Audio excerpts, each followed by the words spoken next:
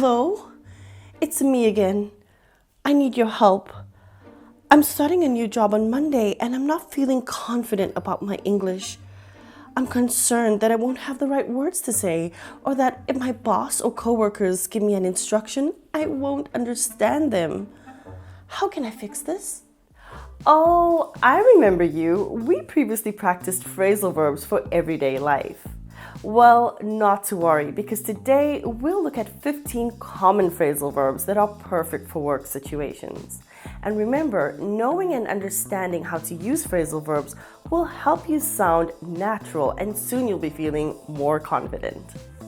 I'll demonstrate these phrasal verbs so they're easier for you to remember.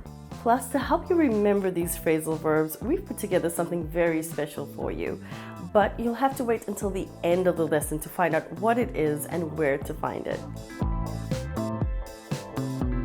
Hey real lifers! So I just got to work and I was about to start my tasks when I realized I haven't signed in yet. So to sign in means to insert a username and password in order to gain access to a device, such as your computer or your phone. You could also use the word login. So sign in and log in have the same meaning. Now that I've organized my tasks, I'm going to start working on an urgent project that my boss assigned to me. To work on something means to spend time developing, producing, or improving it. So in my case, I'm going to produce content. But before I can do that, I need to sort out a problem that I had with a client. And in this case, to sort out means to do what is necessary to successfully resolve the problem. After I've completed that, I'll draw up a proposal, which means to prepare a detailed document. Okay, so I'll get started now and you can join me later before I meet with my boss. Before we continue, if you're new here and tired of boring methods of learning English that just don't seem to work, then you've come to the right place. Each week we create lessons like this to help English learners like you go from feeling like a lost and insecure English learner to being a confident and natural English speaker. If you'd like to be part of our global community of over 350,000, then be sure to hit that subscribe button and bell down below so you never miss out on any of our new lessons.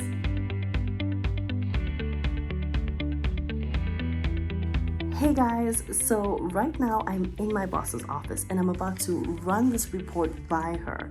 And what that means is that she will check it to make sure that everything is correct before we submit it to our clients. I think that she'll be quite happy with my report because I was able to come up with some really innovative ideas, which means that I was able to think of ideas, suggestions, or plans that would really work in the situation. So our company plans to take on new employees next quarter, which means that we really have to plan well. To take on in this context means to hire or employ new staff members. Oh, I think my boss might be on her way. Let me just take out a pen. To take out in this context means to remove something from a bag or pocket. And I know using a pen might be outdated, but I like to carry one with me in case I need to jot something down, which means that I need to write something down before I forget it. I usually like to spend my lunch breaks practicing new English vocabulary using the RealLife English app. Look at all these great features. There are tons of great lessons with transcripts so I can listen and read at the same time. This is fun, useful, and totally convenient. I can just press a button and instantly start speaking with English learners from around the world. Plus, look at how simple it is to use. I usually have fascinating conversations about life, my passions, the weather, absolutely anything. Oh, look, a speaking partner from Japan. And you want to know the best part? It's absolutely free. So download it now for free by clicking up here or down in the description box below, or simply search for RealLife English in your favorite app store. So I'm really happy that I'm on my break right now because I feel like today is really... Oh, it's one of my coworkers. I've been meaning to give him some feedback from one of our clients, but maybe now is not the best time to bring it up. To bring something up in this situation means to mention it or to talk about it. He's been really snowed under with projects recently, which means that he has so much work to do that he has a problem dealing with it all. I think it might be best to put off talking with him about this until next week. To put something off in this situation means to cancel or delay doing something. It's almost the end of the day, so I need to get back to my desk to finish off some tasks that I need to complete. Finish off in this situation means to do the last part of something. It could also mean to add some final details. It's been a long day, so I'm really looking forward to signing or logging off and heading home. Before you continue watching, why not pause the video and let us know down in the comments, do you enjoy learning business vocabulary? Share your answer down in the comments, and why not add a kind message to the rest of the community. So today we looked at 15 phrasal verbs that you can use in business situations. Do you remember all of them? Well, don't worry, let's do a quick quiz to see how much you've learned. To draw something up means to prepare a detailed document. To sign in means to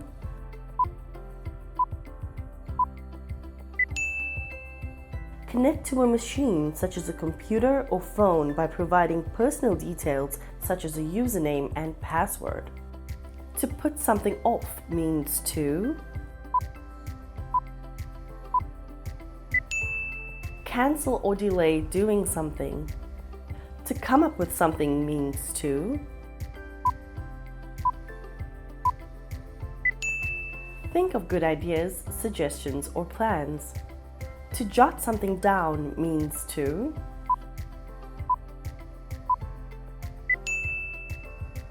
write it down before you forget it. Great job! And don't worry if you didn't get them all correct this time. You can always watch this lesson again until you're able to easily use these phrasal verbs. I hope you all enjoyed this lesson and that you learned something that you didn't know before. Oh, and to help you continue your learning, we've put together a free downloadable PDF worksheet that you can access by clicking on the link in the description below. Oh, and before you go, make sure that you like and share this video with a friend who is also learning English. Also, to continue your learning, watch this lesson we recently did. This is a fun way to practice new vocabulary as well as prepare you for conversations in the real world. Remember, this is a conversation, so after I say my line, you'll respond by saying your line out loud as though you're responding to me. This is the best way to get the most out of the speaking practice. Are you ready? Awesome!